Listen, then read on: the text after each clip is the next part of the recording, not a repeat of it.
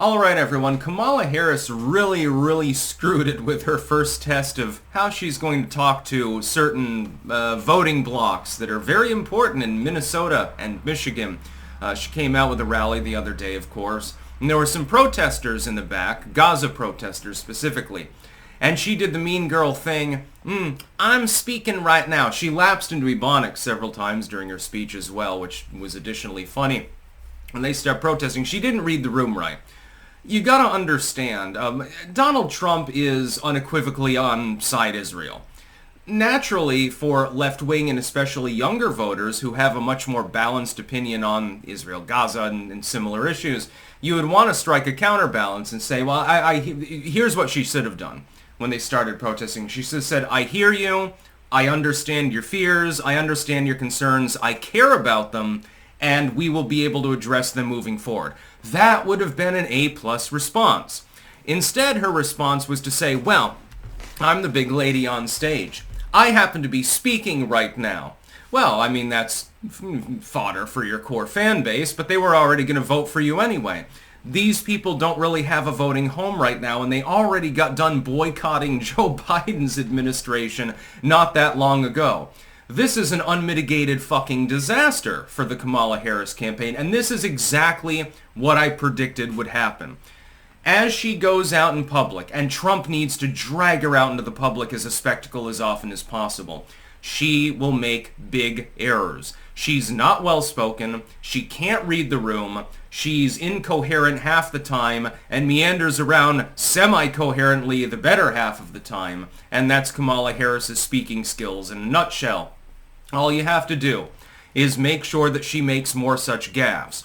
She'll probably take a few days off from campaigning after this. I'm sure that when she retired from the stage and went backstage, her aides are like, Miss Vice President, maybe you could retool the way in which you react to hecklers. Because Trump will react to hecklers very predictably, get him out of here, and stuff like that. And then people find that funny, and again, it's fodder for the red meat of your base. It doesn't really help you with independent voters. You should be trying to absorb these voters. Instead, you literally just told them to shut the fuck up, basically. I'm a strong, empowered woman who don't need no hecklers. Shut the fuck up. That'll go over really well with that particular voting block. You see, the problem is that you're maybe a point ahead in Michigan. At most. I don't believe the plus 10 polling and shit like that.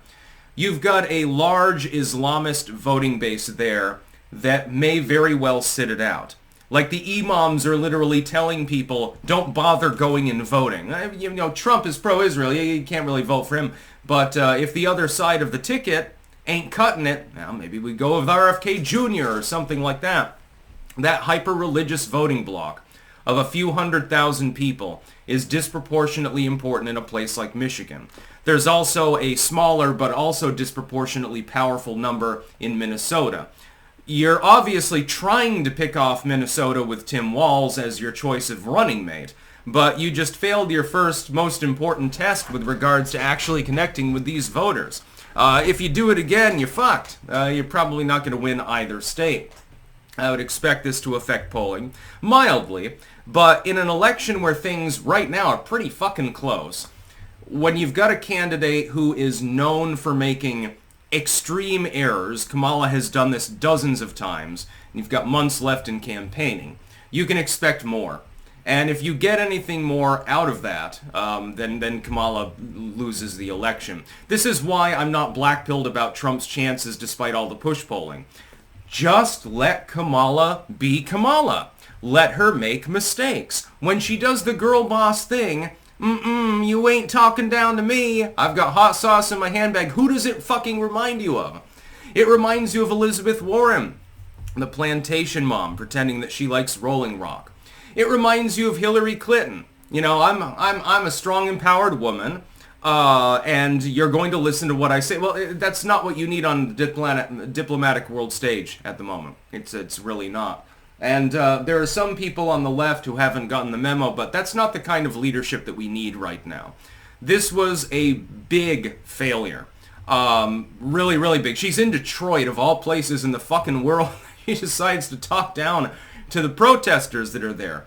You should have just said, I hear your concerns. I would like to meet with you. I understand that there are problems with U.S. foreign policy. You have to differentiate yourself from the Biden campaign, too.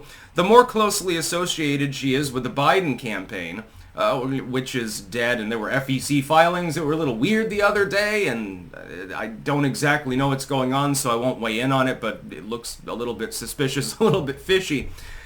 As long as she's tied to the Biden campaign and is allowed to make the natural mistakes that she tends to make, she can't possibly win. All you have to do is drag her out before the public and let Kamala be Kamala. This would be the wisest advice that the Trump campaign could possibly use. Let Kamala be Kamala. You should use that as a goddamn campaign slogan and then just put up some of her mistakes, actually, on a reel, a minute-long reel, and that would be a pretty good campaign ad. You don't talk down to people that dissent from you. It makes you look authoritarian. It makes you look unconcerned with earning their votes in any way, shape, or form. What you need to do is, as a politician, I mean, this is all just theater, basically. You don't necessarily even care about them at all, but you have to appear as though you care about them. This is just political strategy 101. Like, I wouldn't do this if I were running for office. That's why I'd probably be unsuccessful, because I'd be unwilling to show myself to people. But with Kamala or another standard politician, you say, I understand you have a grievance. We can talk about it. We'll talk, you take a couple of their representatives backstage afterwards and you shake their hand and you say, look, I understand that there's a legit grievance, tens of thousands of people dead, and the threat of regional war and stuff like that. I'd like to invite you to the White House and talk to you. I'd like to hold a conversation.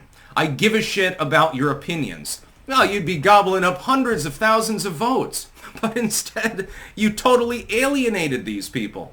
Unmitigated disaster. I mean, look at it for yourself. Ouch. A link in the description, archived, of course. You can look up the video. It's literally all over the place. I wonder why. First major test, at least as far as foreign policy goes, within her presidential campaign, she fucking flubbed completely. This is exactly what was going to happen. This is why I don't feel a threat that Kamala Harris is likely to win. Ballot printers will go burr, except in Virginia. We'll be talking about that news separately, by the way, later. Youngkin issuing an executive order with regards to the voting laws in the state of Virginia. We'll see if those hold up under inevitable court challenge, by the way. But if you're Kamala Harris, you probably need Michigan. It's probable that you can't win without it, and there's a disproportionate Islamic population there. Minnesota is, of course, very close. The Democrats are sweating bullets right now. I'm sure that more than one Democratic strategist looked at this clip that you will see, and they said, oh shit, we've really fucking blown it. That's my read. That's my particular opinion. This was an F- effort. She completely flunked. That's about all. Peace out.